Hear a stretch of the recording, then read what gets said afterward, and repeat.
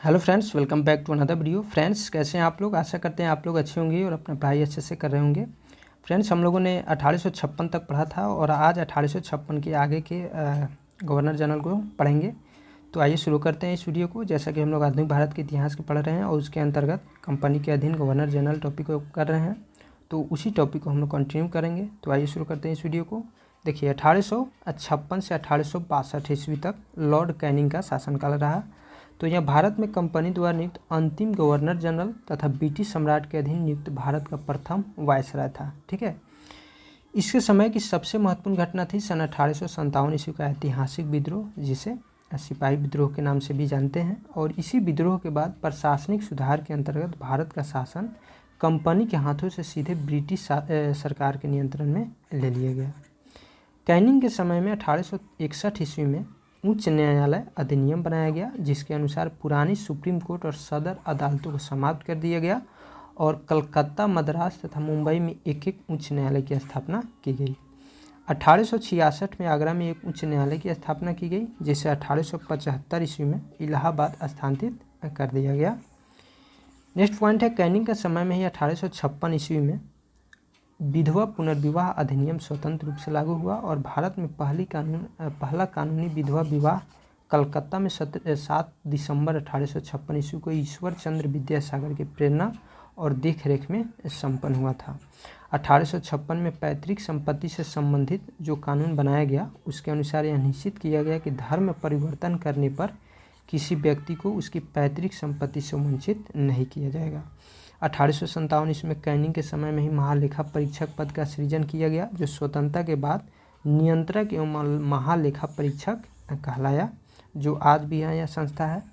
भारत शासन अधिनियम 1858 के तहत मुगल सम्राट के पद को समाप्त कर दिया गया और मैकाले द्वारा प्रारूपित दंड संहिता को 1858 ईस्वी में कानून बना दिया गया तथा 1859 ईस्वी में अपराध विधान संहिता लागू की गई। व्यवगत सिद्धांत यानी डॉक्ट्रिन ऑफ लैप्स यानी राज विलय की नीति को भी समाप्त कर दिया गया।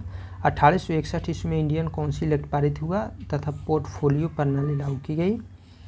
नेक्स्ट वायसराय बना कौन? लॉर्ड एलिगिन। 1862 से 63 ईस्वी यानी 1 साल के लिए यहाँ वायसराय बनकर आया था और इसने वहाबी आंदोलन का दमन किया। 1863 ईस्वी में धर्मशाला में इसकी मृत्यु हो गई।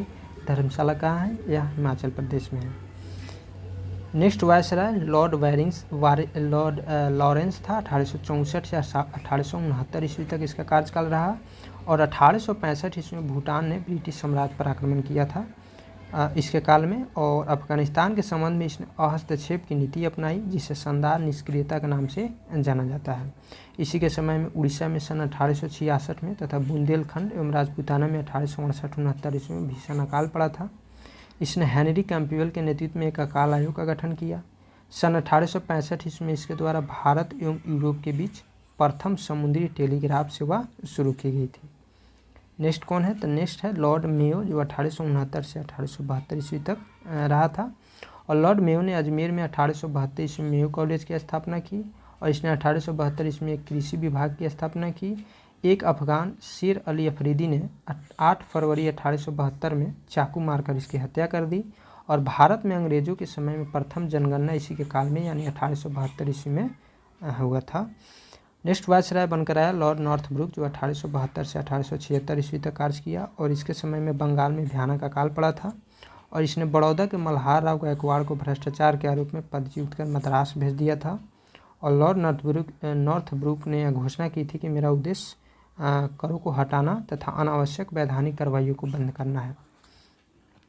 पंजाब का प्रसिद्ध कुक्का आंदोलन इसी के समय में हुआ था और इसी के समय में स्वेज नहर खुल जाने से भारत एवं ब्रिटेन के बीच व्यापार में वृद्धि हुई थी। लॉर्ड विलिटन आया 1876 में और 1880 ईस्वी तक इसका कार्यकाल रहा और यह एक प्रसिद्ध उपन्यासकार, निबंध लेखक एवं साहित्यकार था। साहित्य आकाश में इसे ओवन मेरिडिथ के नाम से जाना जाता था और इसके समय में बम्बई, मद्रास, हैदराबाद, पंजाब, मध्य भारत आदि में भयानक अकाल पड़ा था। और लिटन ने रिचर्ड एस्टेजी की अध्यक्षता में 1878 में एक अकाल आयोग की नियुक्ति की थी और 1 जनवरी 1877 ईस्वी को ब्रिटेन की महारानी विक्टोरिया को कैसर हिंद की उपाधि से सम्मानित करने के लिए दिल्ली दरबार का आयोजन किया गया था और मार्च 1878 ईस्वी में लिटन ने भारतीय समाचार पत्र अधिनियम यानी वर्नाक्यूलर प्रेस एक्ट पारित कर भारतीय समाचार पत्र पर कठोर प्रतिबंध लगा दिए। विशेषकर राष्ट्रवादी समाचार पत्र सोम प्रकाश को प्रतिबंधित करने के लिए इस कानून में प्रावधान किया गया कि अगर किसी अखबार में कोई आपत्तिजनक चीज़ छपती है तो सरकार उसकी प्रिंटिंग प्रेस सहित सारी संपत्ति जब्त कर सकती है। ठीक है। पायनियर अखबार ने वर्नाक्यूलर प्रेस एक्ट जो 1878 में आया था इसका समर्थन किया और इसी के समय में सन 1878 को भारतीय शस्त्र अधिनियम पारित हुआ, जिसके तहत शस्त्र रखने एवं व्यापार करने के लिए लाइसेंस को अनिवार्य बना दिया गया और इसने सिविल सेवा परीक्षाओं में प्रवेश की अधिकतम आयु सीमा 21 से घटाकर 19 वर्ष कर दी। लिटन ने अलीगढ़ में एक मुस्लिम एंग्लो फ्रांच महाविद्यालय की स्थापना की और 1857 में सिविल सेवा परीक्षा में सम्मिलित होने की आयु 23 वर्ष थी और 1859 में आयु सीमा घटाकर 22 वर्ष कर दिया गया। 1866 में इसको घटाकर कितना कर दिया गया, 21 वर्ष कर दिया गया और लिटन ने इसको घटाकर 19 वर्ष कर दिया था। तो फ्रेंड्स, आई होप वीडियो आपको पसंद आया होगा। वीडियो आपको अच्छा लगे तो प्लीज़ वीडियो को लाइक कीजिए, चैनल को सब्सक्राइब कर लीजिए। फिर मिलते हैं हम लोग इसी टॉपिक को कंटिन्यू करेंगे नेक्स्ट वीडियो में।